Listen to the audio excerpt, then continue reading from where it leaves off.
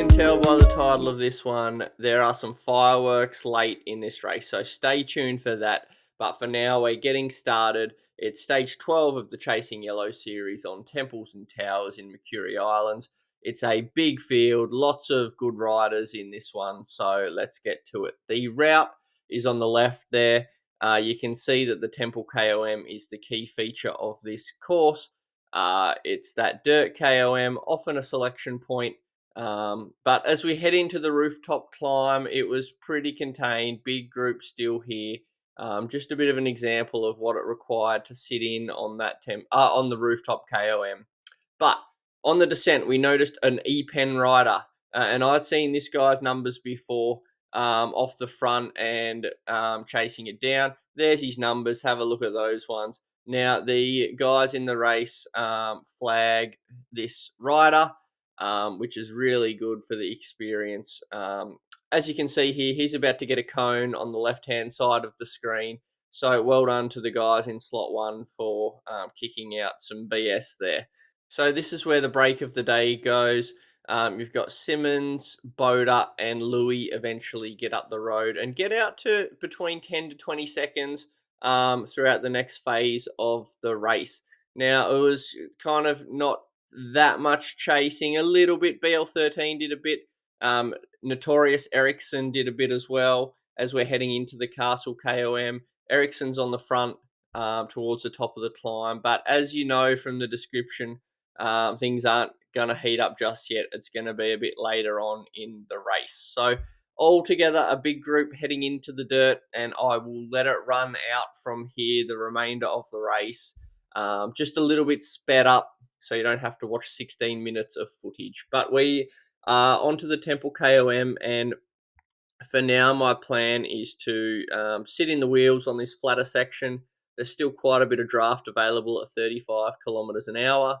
Obviously, I'm having a close look at Wahoo. If he's going to attack, then he's probably the wheel I need to follow. Now, teammate Jesse does a nice bit of pace to start things off, to get things rolling.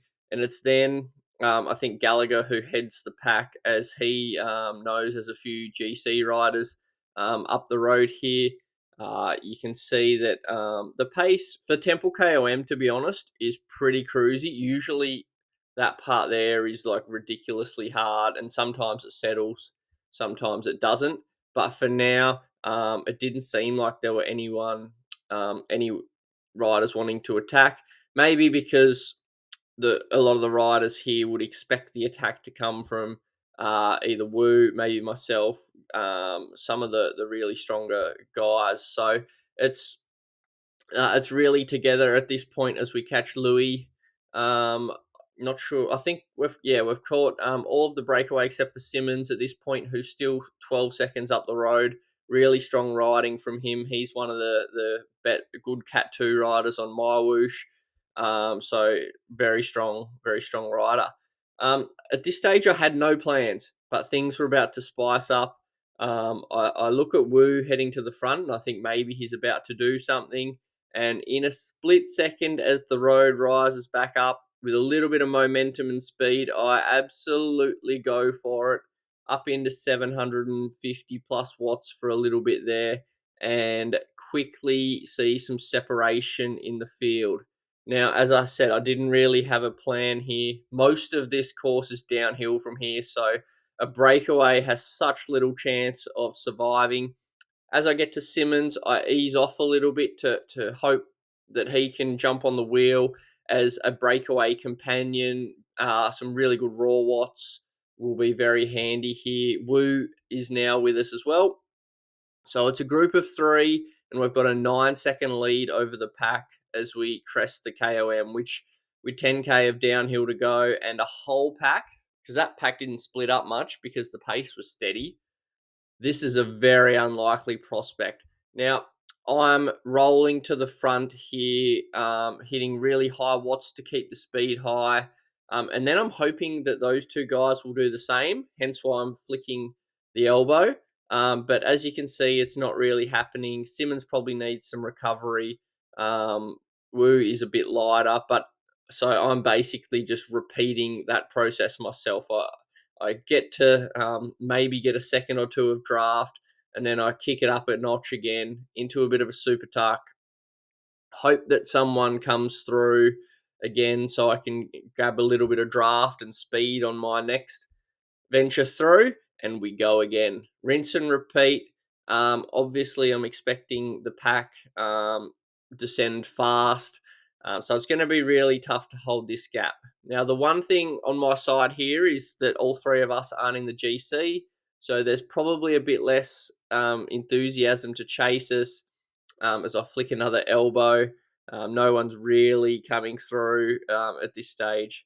No one's really probably going to mind that much if we do get away, but stage wins. The race is still on the line, and the pack is certainly close enough and strong enough that they have the firepower to do it.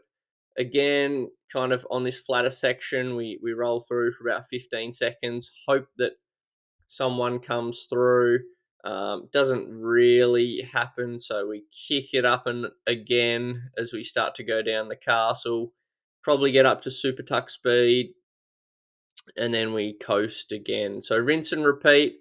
Now, in my mind, this little squiggly section was going to be important because it's probably flatter than you expect, and if you ease off in the wrong spot, you'll lose a lot of speed compared to the chasing pack. So I keep the power really honest this whole squiggly section, and I didn't think about it, but in hindsight, the squiggly section creates gaps in draft, and I actually managed to sneak a little bit of a gap unintentionally on the other two, and the wheel.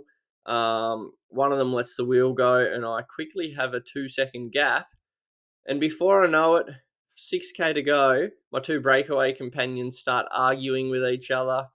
And I'm away with a 17-second gap over a super strong group of both legit riders and also some very questionable riders as well. So 6K, 17 seconds.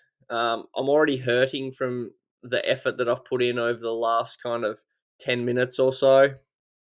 Can I pull this one off? It's going to be close. Obviously, they're not constantly working together, but you can see enough like 7 watts per kilo type numbers that that I'm in a bit of trouble. So there you go. There's an attack from Christensen. I know Boda does a bit of work. Big Ericsson sits on the front a bit. And one man show here. I'm steady at about 48 kilometers an hour though. So in my head, I'm thinking, a good mix of watts. Being on a fast bike, the aero socks. I'm trying to sell myself positivity at this point that it's going to take a bit to catch me and some good cooperation, even though I'm hurting and there's a super strong group behind. So just keep an eye on the right-hand side for those gaps. 13 seconds, 3.5K. That's not much. Guys can catch like 10 seconds in a sprint like pretty quickly. So at this stage, I'm thinking I'm probably going to come 20th, unfortunately, and my destiny is in their hands to an extent. You can see at this stage, I'm now heading into like series of like 15-second overs at about like well over 400 watts, up to about 450 watts, keeping the speed high, and then just getting myself a little breather at around threshold for 15 seconds. Rinse and repeat that cycle. We've all heard about the no draft kind of CDA boost for when your power's higher for the last whatever seconds. So trying to tap into bits of that if possible. Not sure if it's a thing, but the speed is keeping high at this stage. The dirt section was critical. Make a concerted effort here to try and push the whole dirt because it's usually a place where groups attack, but it's also where things are slower. You can see I'm pushing really hard here for 46 kilometers an hour, but at this stage, the group have let me get away a little bit, and it's starting to look in my favor. 20 seconds with 1.2K to go. So providing I can hang on, that's probably a bridge too far, given how many seconds 1 kilometer is going to take me. So that hurt. From what that's such an unlikely position to hold on from. So I'm pretty proud of this one. I know that I'm not in the GC, so not everyone was fully flogging himself. A big move from Boda here. He deserved a better result than he gets here. He gets chased down by some questionable stuff late on in the piece. I'm glad I wasn't part of this sprint finish because the outcome would not have been as it was. So heading across to take a pretty great win, I must say. Definitely spent some bullets on that one, but a really fun race. There's the numbers on Zwift Power. Really strong group that we're chasing, as you can see by the names there. So thank you for watching. We will catch you again in another one soon. Cheers.